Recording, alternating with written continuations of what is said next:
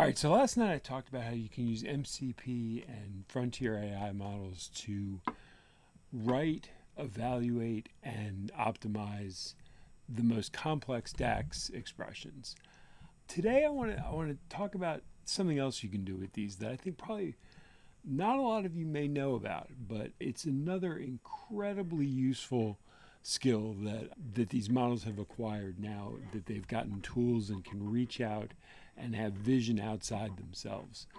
And so what this is we can have the MCP AI combination actually go out and test the interface of our Power BI reports just as a user would, and we can have it uncover edge conditions, exceptions, flaws in the logic. We can then, with knowledge of the model and its knowledge of DAX and Power BI, we can have it recommend fixes to this. I want to show you how this all works. So what I've got here is I've got a relatively complex slicer example I put together for a class I was teaching a while back. And what it is we've got a week number selector, and then we've got an employer selector. And what this will do is this will create two different tables. So depending on which employer you select, in the left-hand table, it'll put all the employees from those selected employers. And then it creates an inverse table, which is all of the non-selected employees. So if we click here, and let's say we click on Avon Barksdale, self-employed and Stringer Bell, what we'll get here is all of those, and then we'll get the others over here, so Baltimore PD and City of Baltimore. And what I've done here in the weeks is I've actually gone through, and typically what we've got is it conditionally formats every line that is below 40 hours. And what I've done here, it does that in cyan, and that's the conditional formatting, and it returns red for the under 40 hours rather than cyan. And the data set actually doesn't extend past week 26. So when I put 27 in the slicer, it's not going to find any data there, and it's going to fail on that. So what I want to do is let's start it at week 1, and let's go into Claude and give it vision through the Puppeteer MCP server. And this is one that's developed by Anthropic. There's another one called Playwright that is also very good. I just happen to like Puppeteer because I use Claude, and I like the fact that it works really well with the Anthropic system. So it's fast, it tends not to time out or error out. So let's see how this works. So what I want to do first is I want to connect to the active Power BI report, and this will connect Maxim's Power BI MCP server to the active report. And the reason we want to do this is because not only do we want to identify the weeks that are potentially not compliant with the requirements, but what we want to do is have it have enough knowledge of the model and the measures to be able to suggest remedies for any problems that it finds. And so we're going to see that it's awfully smart with regard to what it knows and what it can do with that information. So it's hooked up to the model. The model's live, and it's gonna go through and just find some basic information about the tables and the measures in the model.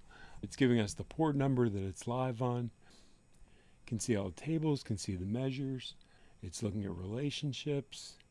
So it's just acquainting itself with the general semantic model. And so mapping out connection strategy, putting those observations into its collective long-term memory. And okay, so it fully understands the structure I've used here in terms of the tables, the disconnected table slicer. All right. So it's got the full background now. So let's go in and I've written out the requirements for the interface review I wanted to do. So let's open those up and have Claude take a look at that. Okay, So what I want to do is I wanted to test the interface, go to the URL below, and do the following using the Puppeteer MCP tools. So I wanted to sequentially click on each option, the week number, but I only wanted to test weeks 25, 26, 27. I just don't want to waste the time right now to go. Typically I would have it test all the weeks, but to keep this under a reasonable time, I'm just going to have it test those last 3.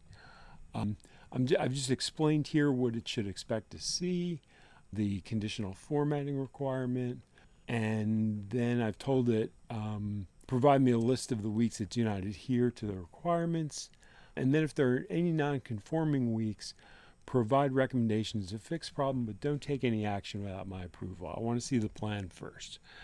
So let's fire that up and let's copy that.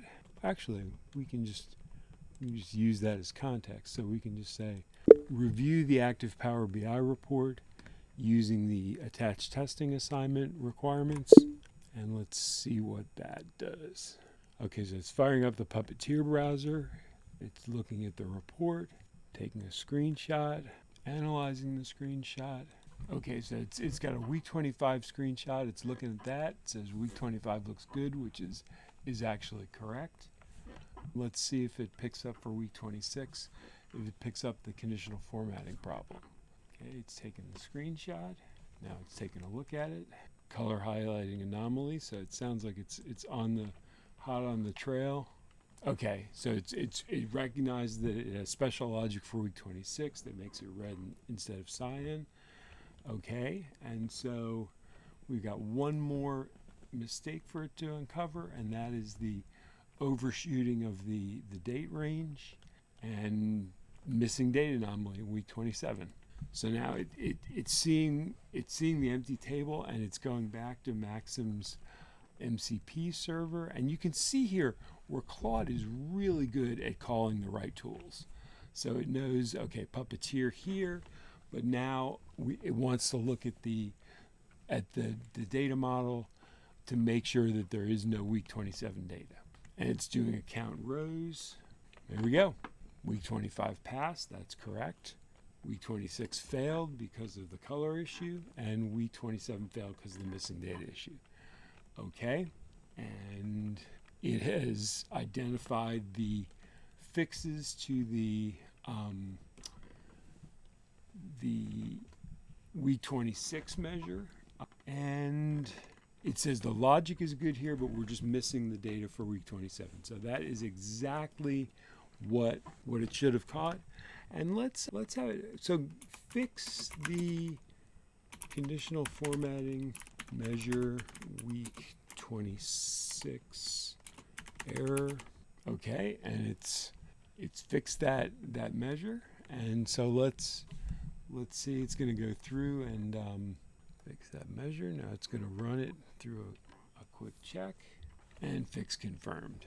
And so what we can do here is we can actually go in the Power BI report and jump down to week 26, and you see right there that it actually has fixed the measure. So I think that is pretty spectacular.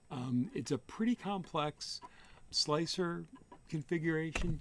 It went, it found the conditional formatting, it fixed it based on the requirements, and it can really save you a tremendous amount of time in terms of testing, because it can go through every combination of slicers. If you give it enough time, it'll find your edge cases, it'll find your exceptions, it'll write it up, it'll fully document.